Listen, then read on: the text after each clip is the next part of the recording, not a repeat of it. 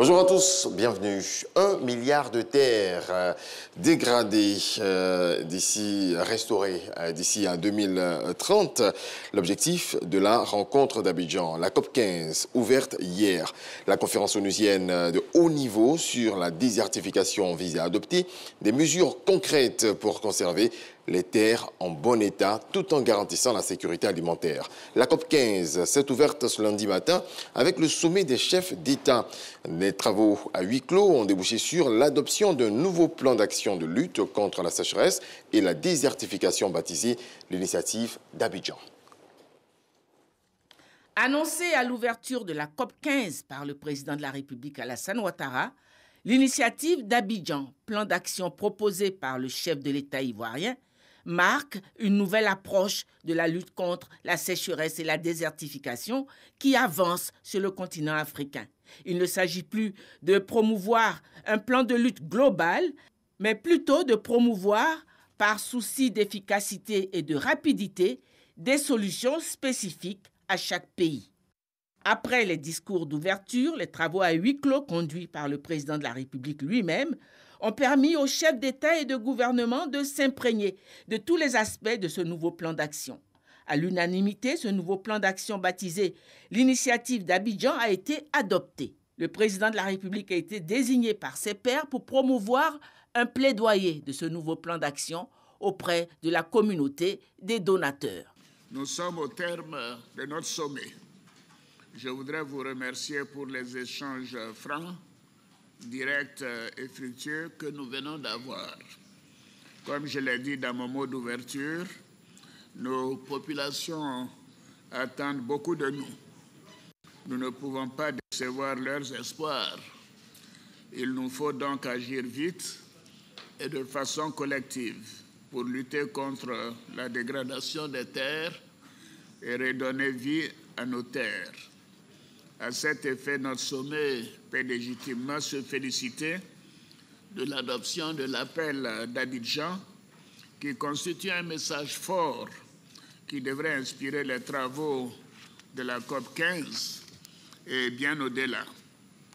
Je vous remercie pour le soutien que vous avez apporté à l'initiative d'Abidjan et j'espère pouvoir compter sur les partenaires au développement pour nous accompagner dans sa mise en œuvre.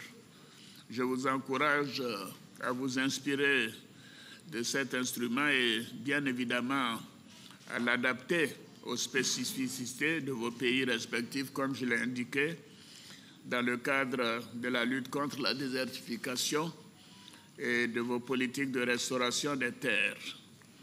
Je reste persuadé que les partenariats que nos gouvernements vont forger avec le secteur privé, la société civile et les communautés de base nous permettront de consolider les acquis d'un développement durable, soucieux de l'équilibre de notre écosystème et générateur d'emplois et de revenus.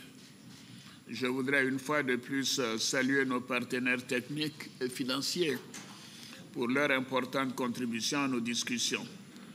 C'est sur donc ces mots d'espoir et de gratitude que je déclare clos le sommet des chefs d'État et de gouvernement sur le thème « Sécheresse et restauration des terres » dans le cadre de la 15e session de la conférence des parties à la Convention des Nations Unies sur la lutte contre la désertification. Merci.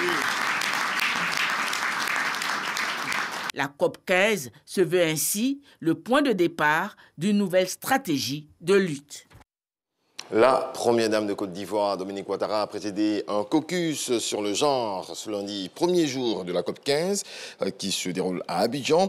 C'est la deuxième édition qui est organisée à cet effet de positionner la question du genre au centre des débats relatifs au changement climatique et à la désertification et surtout d'accélérer l'accès équitable des femmes à la gestion des ressources. On écoute la première dame de Côte d'Ivoire.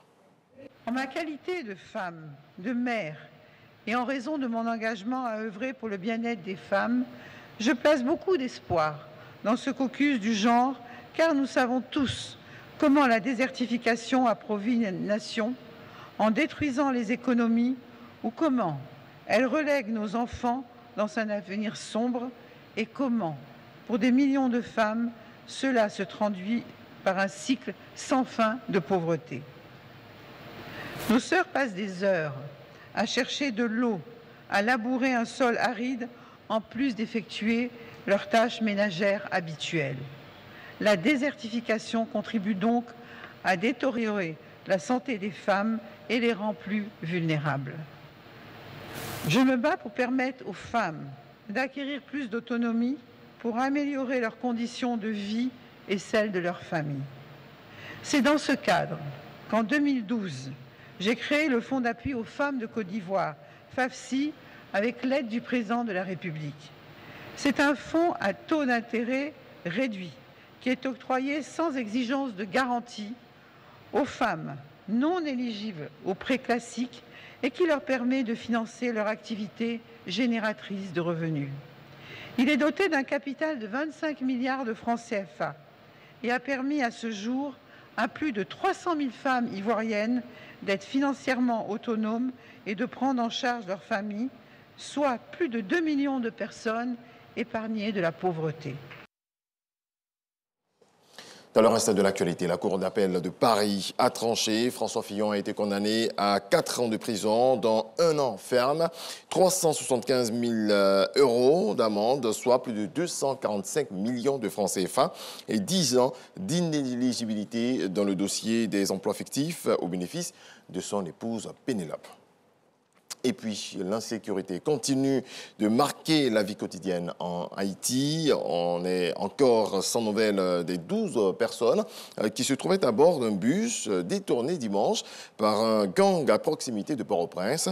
8 citoyens turcs font partie des passagers. L'actualité revient à 7 heures.